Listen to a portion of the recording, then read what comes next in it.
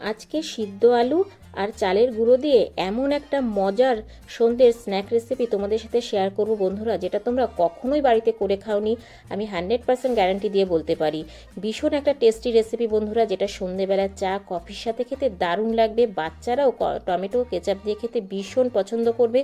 চলো দেখতে থাকো আমার আজকের এই রেসিপিটা, আশা করছি তোমাদের ভালো লাগবে। বাই দ্য ওয়ে, আমি শম্পার ইউটিউব চ্যানেলে তোমাদের সবাইকে ওয়েলকাম। এই রেসিপিটা করার জন্য আমি এখানে 3টে সিদ্ধ আলু নিয়েছি। আলুগুলোর এবার চোকলাটা ছাড়িয়ে নেব বন্ধুরা। ভীষণ টেস্টি একটা রেসিপি, অবশ্যই বাড়িতে ট্রাই করবে। ভীষণ মজার একটা রেসিপি আজকে তোমাদের সাথে শেয়ার করছি। ঘরে থাকা কিছু অল্প উপকরণ দিয়েই এই রেসিপিটা খুব সহজেই বানিয়ে নেওয়া যায় বন্ধুরা। এই দেখো আমি আলুর চোকলাগুলো সব ছাড়িয়ে নিচ্ছি।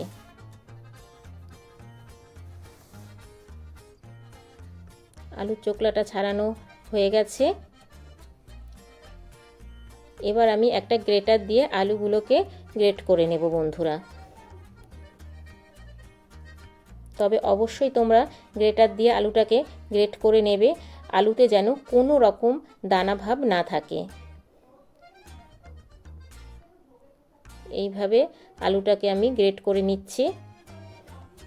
এইভাবে আলুটা গ্রেট করলে কিন্তু কোনো রকম দানা থাকে না বন্ধুরা। ভীষণ টেস্টি একটা রেসিপি, আশা করছি তোমাদের ভীষণ ভালো লাগবে। এই দেখো একটা আলু গ্রেট করা হয়ে গেছে। এইভাবেই আমি সবকটা আলুকে গ্রেট করে নেব।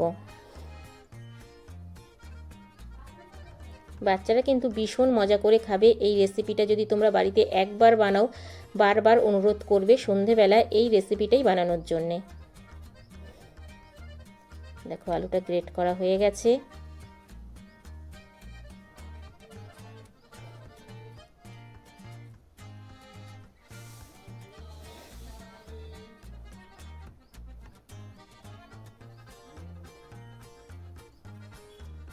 এবার আমি এর মধ্যে দিয়ে দিচ্ছি 1 হাতা চালের গুঁড়ো। চালের গুঁড়োটা তোমরা অবশ্যই দেবে। আর দিয়ে দিচ্ছি 2 চামচ কর্নফ্লাওয়ার।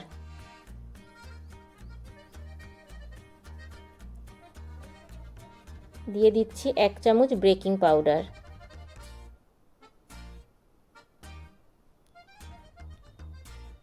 আর দিয়ে দিচ্ছি সামান্য লবণ। এবার সবকটা উপকরণ দিয়ে ভালো করে আমি এটাকে মেখে নেব। খুব সুন্দর করে এটাকে মেখে নিতে হবে বন্ধুরা।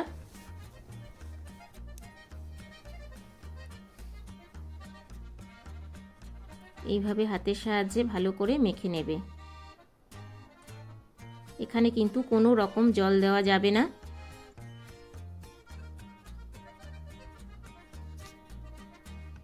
এই দেখো এইভাবে আলুটাকে আর চালের গুঁড়োটাকে ভালো করে মেখে নিলাম।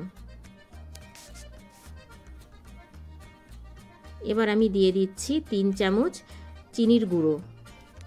চিনিটাকে অবশ্যই তোমরা গুঁড়ো করে নেবে। এখানে 3 টেবিল চামচ চিনির গুঁড়ো আছে। আর দিয়ে দিলাম 1 চামচ চিলি ফ্লেক্স। বাচ্চারা খেলে পরে তোমরা যদি ঝাল না খায় চিলি ফ্লেক্সটা স্কিপ করতে পারো, কিন্তু দিলে পরে খেতে ভীষণ ভালো লাগবে বন্ধুরা। ভীষণ টেস্টি আর হেলদি একটা রেসিপি। ঘরে থাকা উপকরণ দিয়েই এই রেসিপিটা তোমরা খুব সহজে বাড়িতে বানিয়ে নিতে পারবে। আবারও ভালো করে আমি মেখে নিচ্ছি।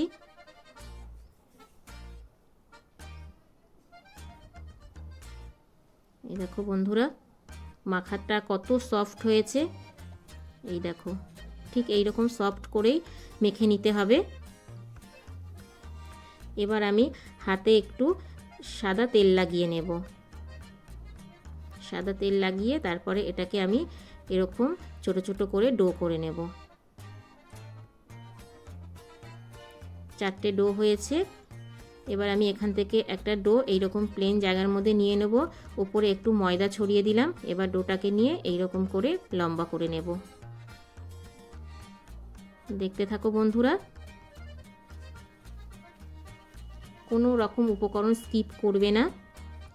আমি যেই উপকরণগুলো দিয়ে এই রেসিপিটা বানাচ্ছি সবকটা উপকরণই দেওয়ার চেষ্টা করবে, তাহলে টেস্টটা কিন্তু অনেক বেশি ভালো হবে।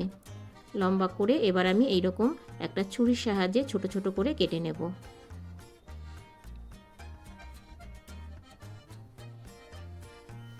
সব কটাই আমি এইভাবে রেডি করে নেব।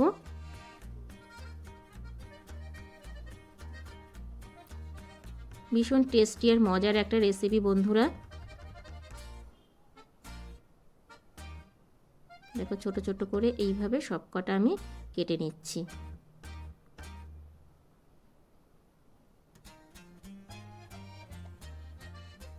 আমার কিন্তু সব কটা কাটা হয়ে গেছে।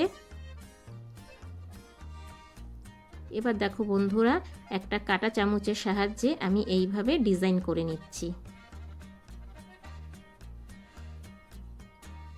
এই দেখো কত সহজেই উঠে যাচ্ছে, একটুও কিন্তু লেগে যাচ্ছে না বন্ধুরা।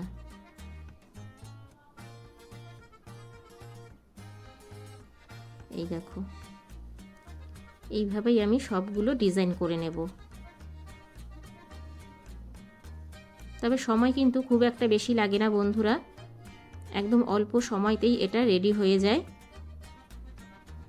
তোমরা অন্য কোনো কাজ করতে করতেই এইটা করে নিতে পারবে। এই দেখো সবগুলো কিন্তু আমার রেডি হয়ে গেছে।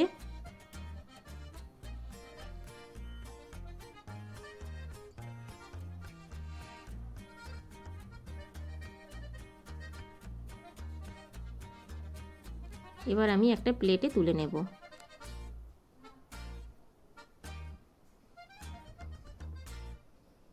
দেখো বন্ধুরা প্লেটে তুলে নিচ্ছি। দেখতে কিন্তু অনেক ছোট মনে হচ্ছে, কিন্তু যখন আমি তেলে দিয়ে এটা ভাজবো তখন কিন্তু এটা অনেক বড় লাগবে দেখতে, এটা ফুলে যাবে। দেখো সবগুলো আমার রেডি করা হয়ে গেছে। এবার চলো ফ্রাই প্যানে তেল গরম করতে বসিয়ে দিয়েছি। তেলটা গরম হয়ে এসেছে, তবে কিন্তু তেলটা খুব বেশি গরম করা যাবে না বন্ধুরা। তেলটা যখন মিডিয়াম গরম হয়ে আসবে তখন একটা একটা করে দিয়ে দেবো এগুলো। তেলে দেওয়া মাত্রই এগুলো কিন্তু ফুলে যাবে। যেহেতু আমি এখানে মাখার সময় বেকিং পাউডার ইউজ করেছিলাম বন্ধুরা, তো সবগুলো আমি দিয়ে দিচ্ছি। তবে আমি দুবারেই ভেজে নেব, তবে যে কটা এখানে হবে আমি সে কটাই দিয়ে দিচ্ছি। এগুলো কিন্তু একটাও গায়ে গায়ে লেগে যাবে না বন্ধুরা, তেলে দেওয়া মাত্রই ভেসে উঠবে। এই দেখো একদম ঘরে থাকা উপকরণ দিয়েই আজকে তোমাদেরকে এমন সুন্দর মজার একটা রেসিপি বানিয়ে দেখালাম। অবশ্যই একবার ট্রাই করবে, যেটা বাচ্চা বড় সবাই খেতে ভীষণ পছন্দ করবে। এই দেখো বন্ধুরা তেলে দেওয়া মাত্রই কতটা ফুলে গেছে, দেখেই তোমরা বুঝতে পারছো। এবার একদিকটা হয়ে যাওয়ার পর আমি কিন্তু উল্টে দিচ্ছি। তবে গ্যাসের ফ্লেম কিন্তু কখনোই বাড়িয়ে দেওয়া যাবে না, লো টু মিডিয়ামেই এইটা ভেজে নিতে হবে।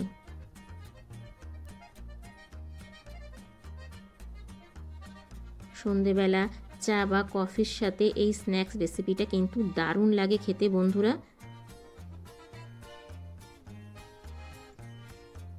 এই রেসিপিটা হয়তো তোমরা কেউ বাড়িতে এখনও বানিয়ে খাওনি, তবে অনুরোধ রইল বাড়িতে একবার হলেও বানিয়ে খাওয়ার। দেখো এইভাবেই উল্টে পাল্টে আমি ভেজে নেব। এই দেখো বন্ধুরা ভাজা কিন্তু আমার হয়ে এসেছে, দেখতেই পাচ্ছ পুরো লালচে হয়ে গেছে।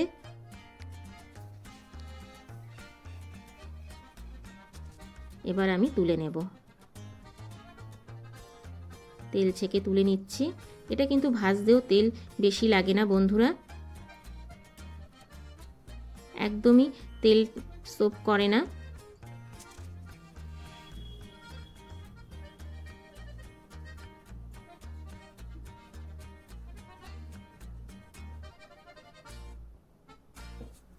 দেখো সবগুলো আমার ভাজা হয়ে গেছে, তুলে নিলাম আমি তেল ছেঁকে। এবার প্লেটে নিয়ে দেখাচ্ছি তোমাদের। দেখো বন্ধুরা এটার আওয়াজ কতটা মুচমুচে হয়েছে দেখেই তোমরা বুঝতে পারছো। ভেতরটা কিন্তু নরম, ওপরটা কিন্তু বেশ মুচমুচে খাস্তা হয়েছে, তোমাদেরকে দেখিয়ে দিলাম। আর এই দেখো কতটা লোভনীয় হয়েছে বন্ধুরা। এবার তোমাদেরকে একটা দেখাচ্ছি, এই দেখো ভেতরটা একদম নরম আর ওপরটা হচ্ছে একদম কিসমি মুচমুচে। তা বন্ধুরা, আমার আজকের এই রেসিপিটা তোমাদের কেমন লাগলো ছোট্ট একটা কমেন্টস করে জানিও, কারণ তোমাদের ছোট্ট ছোট্ট কমেন্টস আমাকে ভিডিও করতে অনেক বেশি উৎসাহ দেয়। বাই দ্য ওয়ে, এতক্ষণ দেখছিলে শম্পার ইউটিউব চ্যানেল। আবার দেখা হচ্ছে তোমাদের সাথে নেক্সট কোনো নতুন রেসিপিতে। ততক্ষণের জন্য টাটা, বাই বাই, সবাই ভালো থেকো, সুস্থ থেকো।